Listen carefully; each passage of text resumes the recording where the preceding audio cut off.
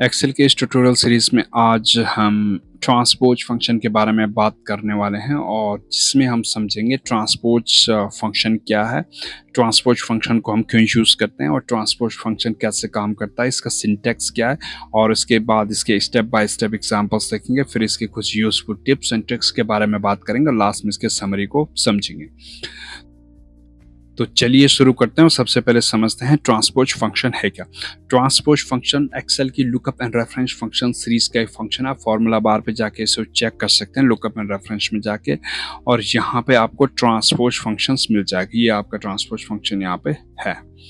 उसके बाद इसकी डेफिनेशंस की बात करें तो ये बहुत ही शॉर्ट डेफिनेशंस आप इसकी कह सकते हो। ये सिंपल क्या करता है, ये सेल के जो रेंज होती है किसी मतलब सेल्स की रेंज का ओरिएंटेशन चेंज करता है। अब मैं दूसरी डेफिनेशन दूसरे तरीके से बात करूं, ये रोज को कॉलम्स में कन्वर्ट करता है, कॉलम्स को रोज में कन्वर्ट करता है। मतलब रोज का डेटा कॉलम्स में, कॉलम्स का डेटा रोज में कन्वर्ट करता है। और ये कि डायनेमिक एरे फंक्शन है, तो ये डायनेमिकली काम करता है। मैं अभी आपको ट्रांसपोज ऑप्शंस जो है, मैं इस ट्रांसपोज फंक्शन की बात नहीं कर रहा हूँ जैसे कि आप जो यहाँ पे जाके करते हो, आप कंट्रोल ऑल्ट सी वी और कुछ करते हो, जो ये मैं इस ट्रांसपोज की बात नहीं कर रहा हूँ, मैं अभी फंक्शन की बात कर रहा हूँ, ट्रांसपोज फंक्शन। तो आप ये ध्यान में रखना। जैसे कि यहाँ पे आप सामने देख सकते हो, ये हमारे पास इस टाइप से डेटा था, लेकिन जब ट्रांसपोज हमने करा तो ये इस टाइप से हो गया। तो ये इसका ओरिएंटेशन इसने चेंज कर दिया। तो ये सिंपल इतना ही काम करता है। आपको बस इतना ही माइंड में रखना है। इसकी इंपॉर्टेंस इतनी ज़्यादा कुछ है नहीं, बस यही है, ये रीऑर्गेनाइज करता है डेटा के लेआउट को।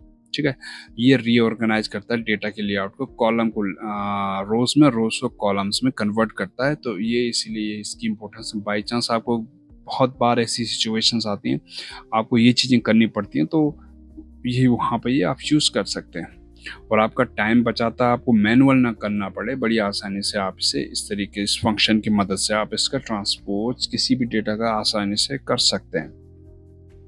ठीक है, और मेंटेन करता है इंटीग्रिटी वाइल चेंजिंग स्ट्रक्चर। देखो, जब हम कॉपी पेस्ट करते हैं, इसको जब मतलब ट्रांसपोज करते हैं, तो ये क्या करता है, उसकी जो स्ट्रक्चर की इंटीग्रिटी बनाया रहा। मतलब ये नहीं है कि आपने यहाँ से ये ट्रांसपोज इतना करा था लेकिन वहाँ पता चला कि खाली मंथ ही आ रहा है और सेल्स वाला गायब है। तो इस तरीके से नहीं काम करता है, ये बिल्कुल एक्यूरेट तरीके से काम कर सकता है। तो इसलिए ट्रांसपोज को हमें करना चाहिए। उसके बाद अगर हम बात करें इसके सिंटैक्स की, तो बहुत ही छोटा सिंटैक्स है, कुछ है ही नहीं इसमें। खाली आपको इसमें एक सिंटैक्स है एरे, आपको एक लिस्ट सिलेक्ट करनी है, बस उस लिस्ट को ही कन्वर्ट कर देगा। तो चलिए इसके एग्जांपल्स करते हैं। और इसके एग्जांपल्स में देखें, हमने ये कुछ 3 सिनारियो क्रिएट कर रहे हैं। सबसे पहले एक एक करके शुरू करते हैं। तो सबसे पहले मैं यहाँ पे लगाता हूँ, यहाँ पे हम टाइप करेंगे ट्रांसपोज और एरे सिलेक्ट कर लो। अभी हमारे पास ये एरे है, अभी ये नॉर्मली कॉलम्स में है, मंथ और सेल्स कॉलम्स में है। सेलेक्ट करके इसे एंटर मारो। अब ये देखो, इसने इस तरीके से ये कन्वर्ट कर दिया। और आपके देखो, ये अगर हम बात करें तो ये जो ऊपर कॉलम्स की हेडिंग थी, ये अब इस तरीके से हो गई है। समझ रहे हो ना, ये इस तरीके से हो गई है। जैन फेब मार्च ये इस तरीके से इसमें चला गया। वही मैं सेम अगर दूसरे की बात करूं तो दूसरे में भी वही होगा, ट्रांसपोज। ठीक है, एरे सिलेक्ट कर लो, सेम ही होगा। इसका एरे भी सिलेक्ट करके कॉमा और एंटर, देखो सेम वही चीज़ इसमें आ जाएगी। सेम फॉर्मेटिंग आप इस पर अप्लाई कर सकते हो। तो ये चीज़ें हो गई। वही सेम आप इस पर भी कर सकते हो, दूसरे पे। ट्रांसपोज आपने करा, आपने एरे सेलेक्ट करा पूरा, यहाँ तक सेलेक्ट कर लिया। उसके बाद क्लोज और एंटर, और इसकी फॉर्मेटिंग भी सेम, वही सेम आप यूज़ कर सकते हो।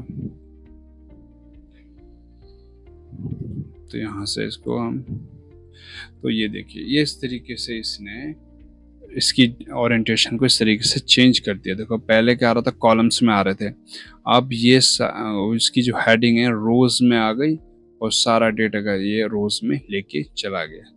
तो ये इस तरीके से ट्रांसपोज फंक्शन काम करता है और ये कोई हार्ड डिफ़िकल्ट फार्मूला है नहीं, तो इसे आप बड़ी आसानी से, आपको 1 मिनट का काम है, इसे बड़ी आसानी से आप समझ पाओगे।